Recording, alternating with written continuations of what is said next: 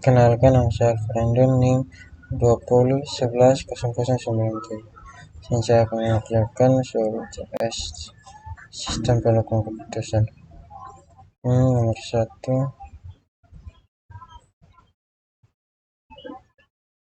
Soal nomor 1. Kemudian ini adalah hasil dari Excel. Di sini ada lokasi, kemudian normalisasi bobot dan juga hasil. Sini untuk dapatkan dari min dan max itu kita B3 dibagi dengan B5.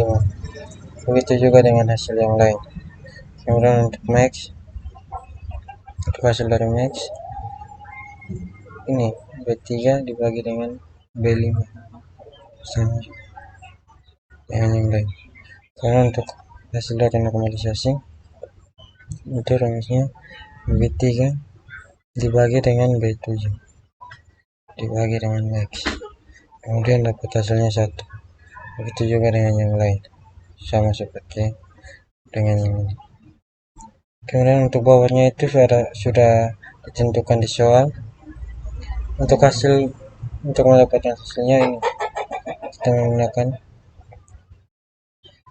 B9 dikali dengan B13 ditambah C9 kali C13, kemudian ditambah D9 dikali D13, kemudian ditambah E9 dikali E13. Hasilnya adalah 0,85.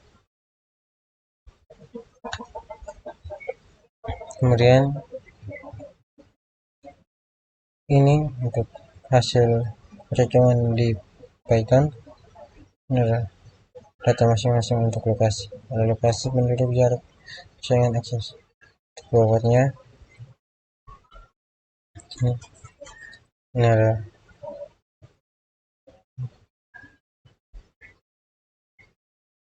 ini adalah hasil perhitungan dari Python.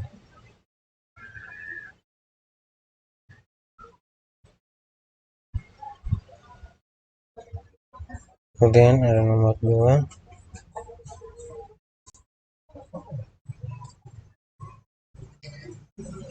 Selesaikan penggunaan metode vektor untuk hitungan manual Excel dan aplikasi Python. Sini untuk Excelnya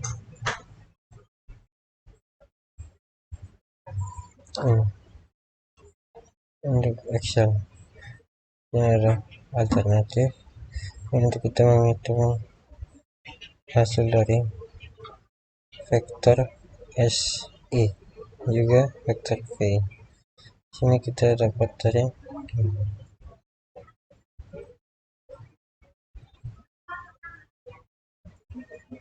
sini ini adalah rumus dari menghitung vektor SI sama juga dengan menghitung vektor VI. Ini ada B5 pangkat nilai absolut B11 yang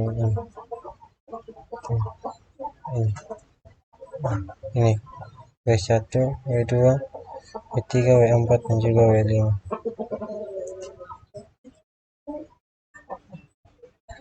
Untuk menghitung nilai vektor itu juga sama. Kita menghitungnya dari B18 bagi nilai absolut S1, S2, S3 dan juga S4. Kemudian untuk perhitungan pada Python ada di sini data kandidat, bobot kriteria,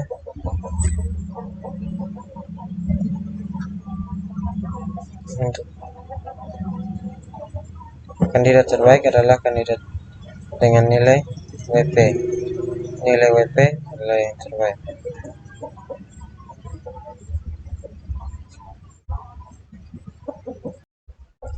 Kemudian nomor 3, pertanyaan 1, matriks perbandingan berpasangan. Untuk membantu Lakukan perhitungan untuk menentukan bahwa masing-masing kriteria. Anda dapat menggunakan via metode N-factor, yaitu identifikasi kriteria yang relevan seperti C1 fleksibilitas lokasi, kemudian C2 volume lalu lintas pengunjung, C3 biaya sewa tempat, dan C4 potensi persaingan bisnis. Untuk matriks perbandingan pasangan, tim manajemen perusahaan harus membandingkan setiap pasangan kriteria untuk menentukan preferensi relatif mereka. Misalnya, apakah C1 lebih penting dari C2 dan seberapa lebih pentingnya. Ini akan menghasilkan matriks perbandingan pasangan. Hitung bobot relatif. Gunakan matriks perbandingan pasangan untuk menghitung bobot relatif satu kriteria. Ini dapat dilakukan dengan menghitung rasio konsistensi dan mendapatkan nilai eigenvalue dan eigenvector. Hasilnya adalah bobot relatif masing-masing kriteria. Kemudian ada matriks total perbandingan perangkingan lokasi. Untuk yang B, lakukan pengecekan konsisten matriks di atas dan berikan penjelasan apakah matriks tersebut konsisten. Yang pertama, membuat matriks perbandingan pasangan. Kemudian normalisasi matriks, menghitung bobot kriteria, memeriksa konsistensi, mendapatkan bobot akhir. Untuk pertanyaan yang kedua, jika perusahaan mendapatkan bobot tambahan sebesar 10% untuk kriteria C2 dan mengurangkan bobot C1 sebesar 10%, jelaskan bagaimana bisa memperoleh keputusan. Jika bobot C2 volume lalu lintas pengunjung ditingkatkan sebesar 10% dan bobot C1 dikurangi sebesar 10%, keputusan lokasi toko baru akan dipengaruhi lokasi yang sebelumnya mungkin lebih rendah dalam peringkat dan mendapatkan bobot lebih besar, sementara yang sebelumnya lebih tinggi dan peringkat akan mendapatkan bobot lebih kecil. B. Apa kelemahan dan kekurangan? Analisis sensitivitas dalam konteks AHP adalah cara untuk mengenal bagaimana variasi dalam bobot atau perubahan dan perbandingan berpasangan dapat mempengaruhi keputusan akhir. Ini penting karena membantu mengenal risiko dan ketidakpastian dalam proses pengambilan keputusan. Pertanyaan ketiga, diskusi dan evaluasi. Jelaskan bagaimana metode AHP dapat diintegrasikan. Integrasi AHP ke dalam DSS membuat proses pengambilan keputusan menjadi lebih terstruktur dan sistematis. Ini memungkinkan penggunaan DSS untuk dengan jelas lebih memahami alasan dibalik setiap keputusan AHP, membantu dan mengevaluasi alternatif berdasarkan kriteria yang dipertimbangkan, dan hasil dapat digunakan sebagai masukan dalam DSS untuk membantu keputusan. Apa kelebihan dan kekurangan menggunakan AHP dalam konteks DSS? Kelebihan AHP, struktur memberikan struktur yang jelas dalam proses pengambilan keputusan. Kualitatif dan kuantitatif dapat memanfaatkan kedua jenis data dalam perbandingan dan bobot kriteria. Analisis sensitivitas memungkinkan pemahaman tentang bagaimana perubahan dalam bobot mempengaruhi hasil. Kekurangan AHP dalam DSS, subjektif bergantung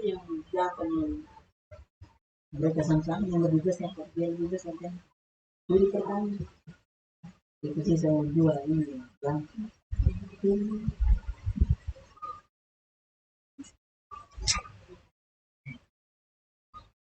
bergantung pada penilaian subjektif dalam perbandingan berpasangan. Kompleksitas memerlukan perhitungan yang rumit jika kriteria dan alternatifnya banyak.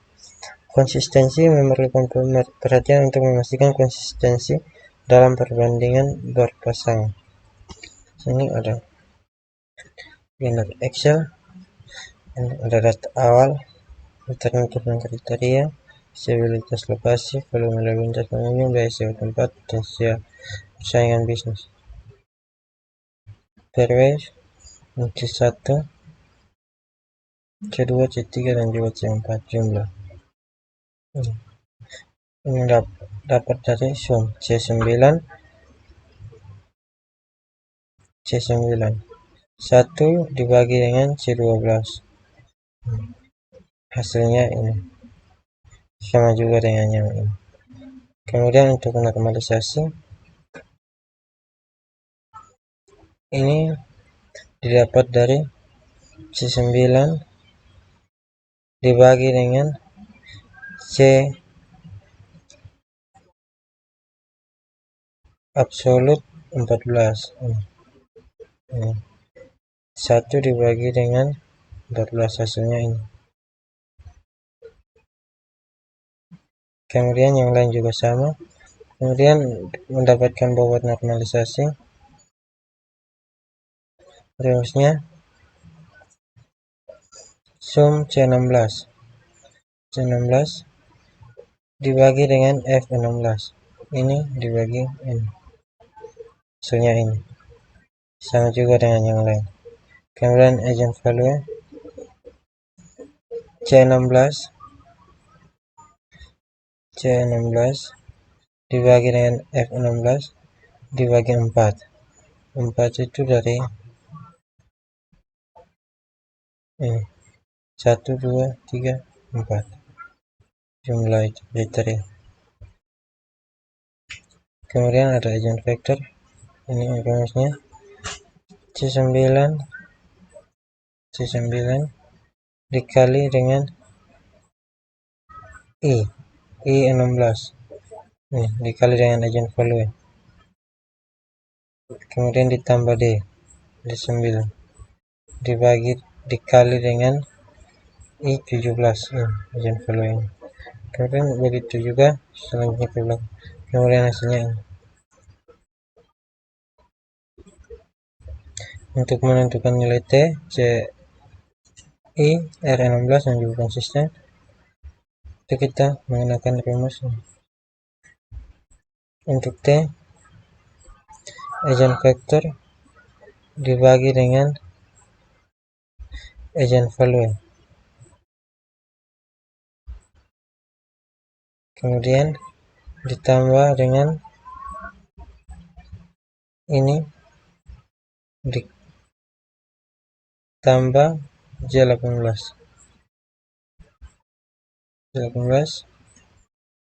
bagi dengan I18, ini bagi ini bagi ini tambah ini bagi, pokoknya gitulah ini. Untuk I21 T kurang 4 dari itu kriteria bagi dengan 4 kurang 1 terus, kemudian hasilnya ini. Kemudian R16 dan juga konsistensi, ini adalah hasilnya tidak konsisten. Kemudian masuk pada Python, ada matriks perbandingan, ini ada perhitungan jumlah kolom, normalisasi matriks,